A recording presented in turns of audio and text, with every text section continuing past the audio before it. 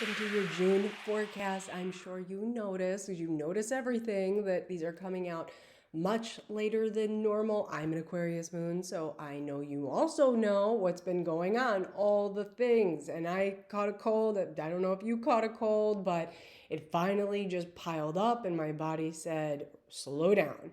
So it's funny, while I was actually recording this and I was talking about Pluto retrograde in Aquarius, one of my mentors, who is a very gifted psychic and medium, called. And he's also a Leo, so a bit of a prankster. So I had to start over again. Ha ha ha. Good thing I was right at the beginning, and then he did it on purpose. But that being said, Pluto is now in Aquarius, but it is moving backwards. So we're going to talk about what this means as part of the big picture, and then we're also going to dive deeper into the quicker moving energy throughout the month. Now, your rulers, Saturn and Uranus, are getting feisty mid-month. And if you were born closer to January 20th, you may benefit from listening to Capricorn's core horoscope. If your birthday is around February 18th, I think a Pisces reading might resonate with you. I'm a Western astrologer. I'm using the whole house system, and these general readings will never compare or replace a personal chart reading using your data. But I think that we can all use these predictions to at least wrap our head around some of the bigger themes. So start with your rising sign, it's your true north, then watch your sun sign to get a better understanding of your career, your overall happiness, followed by your moon sign, which reflects your emotions in your personal life, okay? So now let's get started.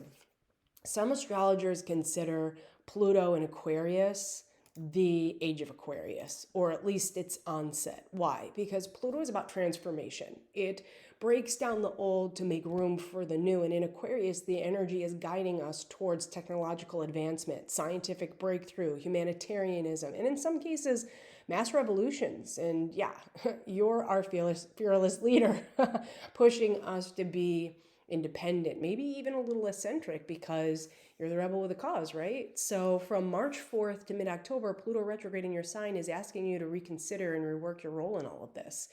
And your mind, your body, your soul need to be in top form. So if you need to clear away anything or anyone who's blocking you from expressing yourself the way you need to express yourself. And over the next 20 years, your identity is going to completely change, and this will be empowering to others. It's also going to cause some power plays with some people who are resistant to the change. So for better or for worse, you're holding the torch as we enter this new era.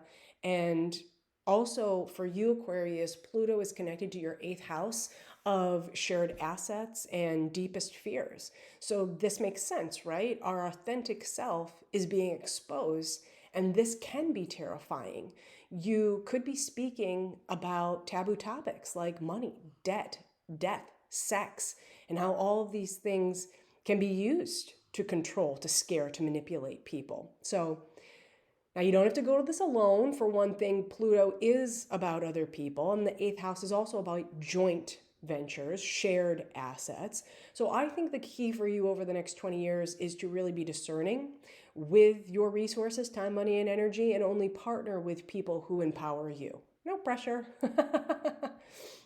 All right, now let's move on to some of the major energy at play. We're going to go to the 6th. That's when Venus moves into Taurus. Where are you, lady? There you go. And this is happening from June 6th to Independence Day. So Venus, planet of love, money, and values, bringing beauty to your home life, 4th house.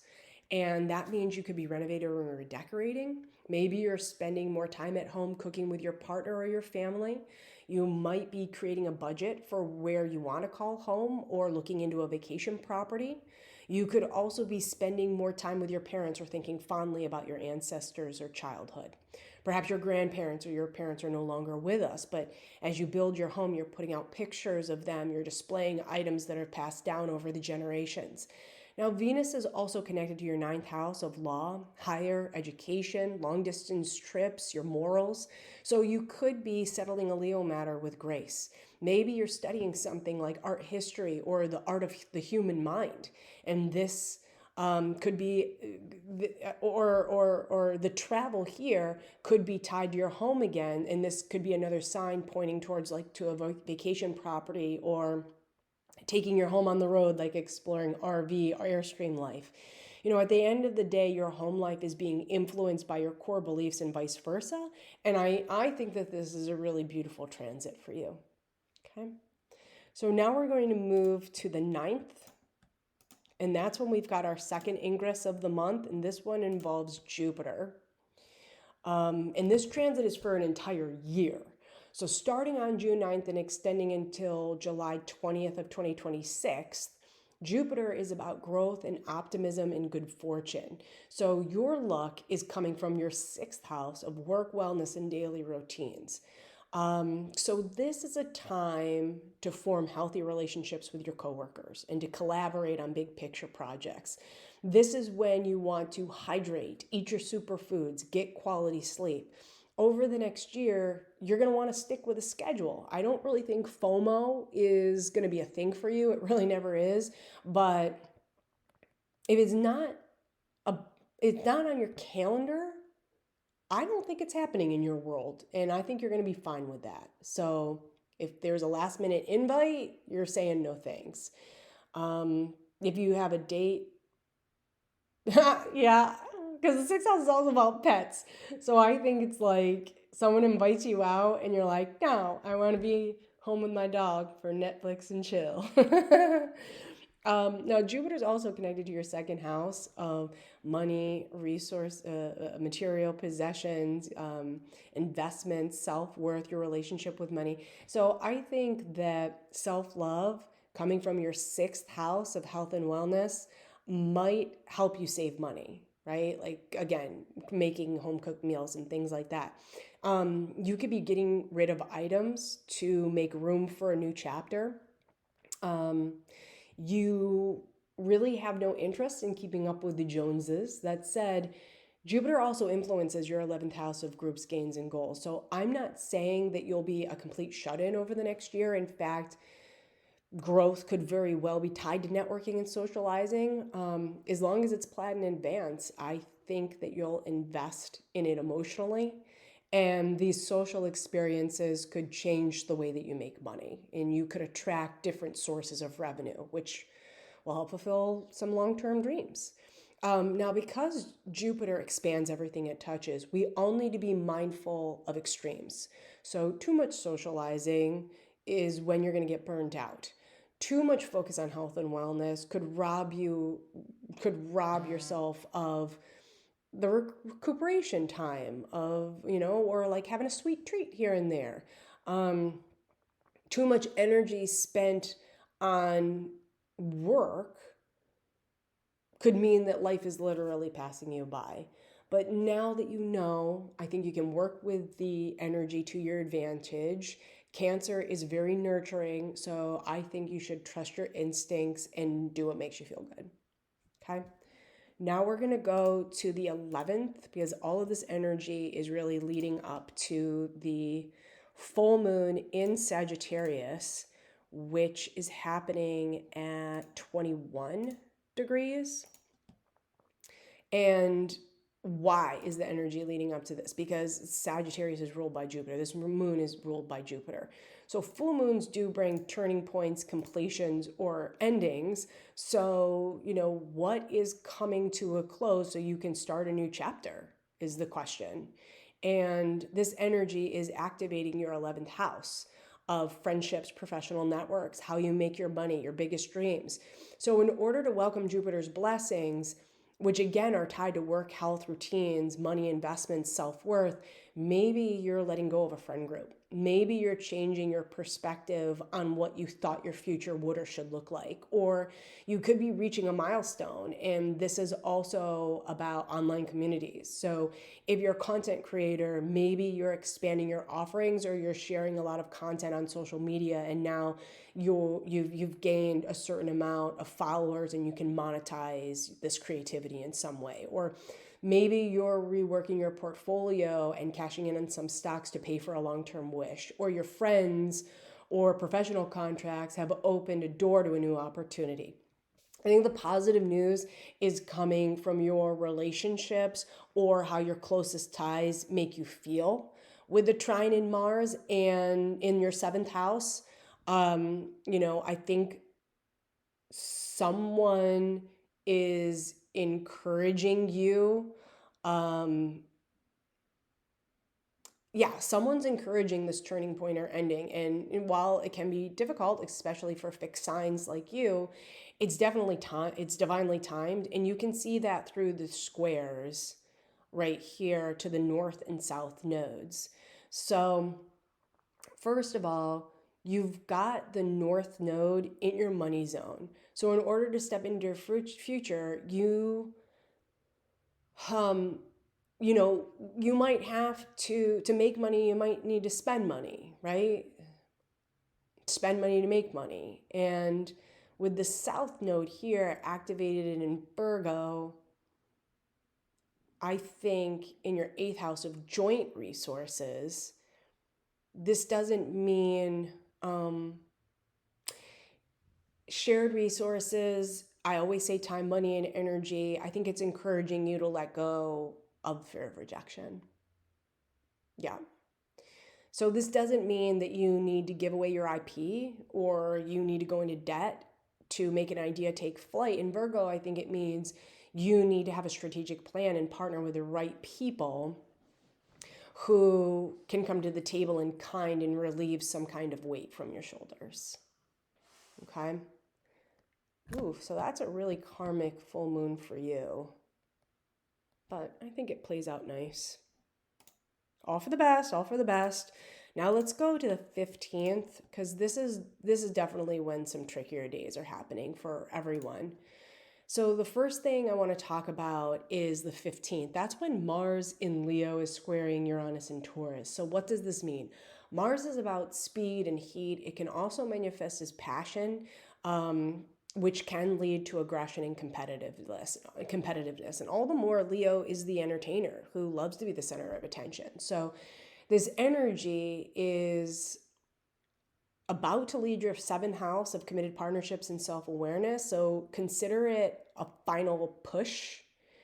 You could be making an important decision about the long-term potential of a relationship.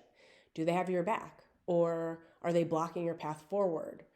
Or you or someone could be pushing you to make a commitment in a relationship, romantic, business, or friendship. Now, on the other side of the transit, you've got the square to Uranus and Taurus, which is also on the final stages of Taurus. So Uranus, which is equally innovative as it is disruptive, when it's activated like this, especially in a square, you can expect sudden changes. It's an upheaval, an uproot. And like I said, a trigger moment or a knee-jerk reaction could be the result. Uranus is in your fourth house of home, real estate, parents, the past, your childhood. So maybe your relationship is triggering an unhealed wound and you're projecting onto your partner. Or maybe you're just conscious of the red flags and you're like, not again, no way, I'm out. Maybe your relationship is influencing you to make a decision about where you're living or who you're living with. And since Uranus is one of your chart rulers, this is personal for you. The change is going to impact your body, like resulting in an injury or falling sick. Or it's changing your identity. Maybe you were single and now you're in a committed relationship and moving in together. Maybe you were in a committed relationship and now you're single and somebody's moving out of the home. Uranus is like, that's it. I've had enough. I'm out. So I hope this resonates with you. Now, on the same day, you have Jupiter, which is where? There it is. Jupiter, which is squaring Saturn and Aries. Now, this is the third and final square. So you need to think back to what was happening towards the end of August of last year and on December 24th, Christmas Eve. This is the grand finale. And, so Saturn's your chart ruler, one of your chart rulers. And I think that the growth and wisdom coming from work, health, and daily responsibilities, which is tied to your money and your social life and long-term plans, is all in a conflict with what you want to say and how you think. And it's impacting how others see you and how you see them. So, again, maybe you're really focused on a work project or a healthy lifestyle because you know when you concentrate on these things, you feel good and you're able to succeed, but you haven't quite figured out how to connect the dots. You want to be authentic, but you need to see tangible results. So, if you are a content creator, you can't just keep pushing out content. You have to create something of value that helps people solve a real problem to make them want to pay for it. And if you're really into fitness and nutrition right now, you can't be hanging around with people who eat processed foods and party all night, etc. So I hope that makes sense because it's not over yet. On the 18th, you have a very similar setup. Now Neptune is in the mix, and Neptune is not going to make things easy. So on the 18th, Jupiter will now square Neptune, and Jupiter wants you to grow your work environment, your health routines, your schedule, which could be costing you money as your social life expands or you're working towards fulfilling a long-term goal. But Neptune is the illusionist. So on one hand, it's great for dreaming big, big picture thinking, but it can also idealize projects and people. And in your third house, it can be about communications or media related projects, contracts, vehicles, short trips, neighbors, relatives. So are you spending too much on a project? Is there real return on investment? Are you receiving feedback or sound advice from your community? Do you have a trusted sounding board or someone masked as a mentor or expert trying to sell you on the latest tech or workshop? Because Neptune is also connected to your personal finances and self-esteem. So do you really need to pay for someone else's two-bit advice, or do you need to figure this out for yourself? Or do you need to lay down your ego and benefit from people who have been there and done that? I think the best way to do this is to not make any major decisions today. Just gather the facts and let the fog dissipate.